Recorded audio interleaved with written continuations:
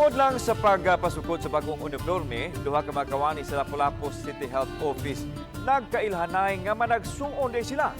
Atong sayran ang istorya sa ilang kinabuhi pinaagi sa RTV Presents.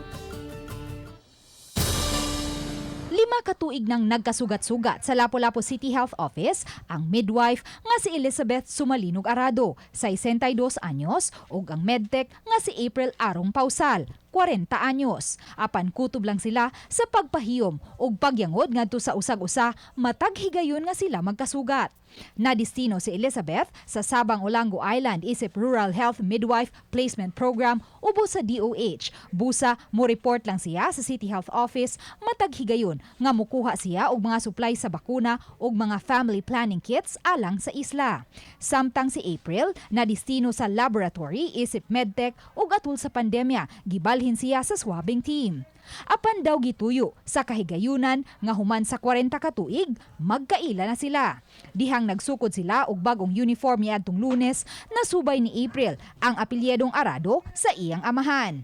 Ang nurse coordinator sa City Epidemiology and Surveillance Unit nga si Grace Mary Karungay ang mihimo og mga pamaagi aron silang duha magkaila. Isgot mi sa iyahang post sa milabay nga mga adlaw.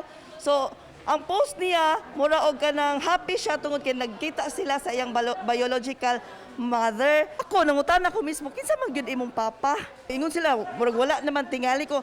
Unsa may apelyido? Yan siya nga Arado. Ko, ha? Arado? Namatay kauban nga Arado. Si April, anak sa gawa sa ilang amahan, nga si Percival Arado Sr., kinsa usa ka kapitan sa barko.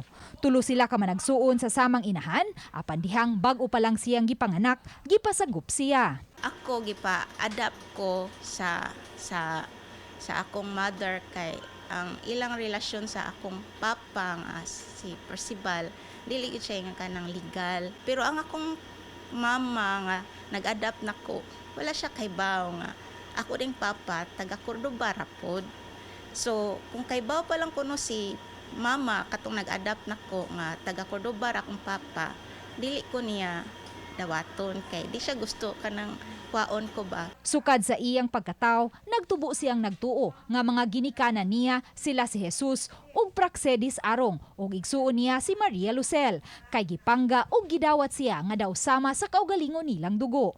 College na siya dihang gipahibaw nga sinagupra di ay siya. Akong kuanan nga dili bitaw ko accepted kay anak baya ko sa gawa sa ilang papa. Manang sa akong nahuna makakuan ko nga di ko as kuan sad kanang kontento na sad ko ba sa nagdako nako. So wala sad jud ko ingon kayo nga nangita. Gibutyag ni Elizabeth nga niadtong bata pa lang sila, nakadungog na sila sa mga istorya nga may mga igsuon sila sa gawas apan wa sila makasukna niini ngadto sa ilang amahan. Di mi katubo nga buhaton ba na niya.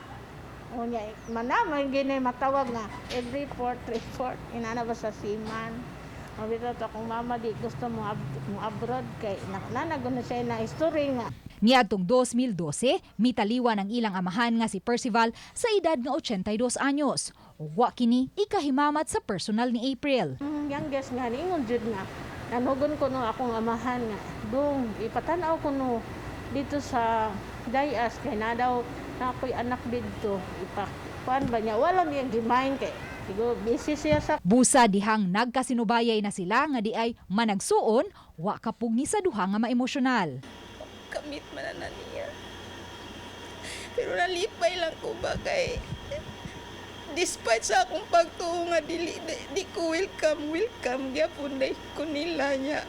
Sa akong pagtuo nga wala ko gipangita dai ko man di ako dapita nga nalipay mga after all the care di ay no tumurag kahila ko kay nakita man jud nako ang bayan sa akong papa nga siya jud mas di pa ko anak tan-awon kay sa mama mo ko na side na siya jud kay kuha kanang iyang ilong ara ba ko jud kayo. Niadto lang Martes sila nagkahibaw anay nga managsuon apan dali kaayo silang nagkasuod ug nagplano na nga dungan nilang duawon ang lubnganan sa ilang amahan karong Sabado. Anjud ang ginuuman ka ng maayo ba?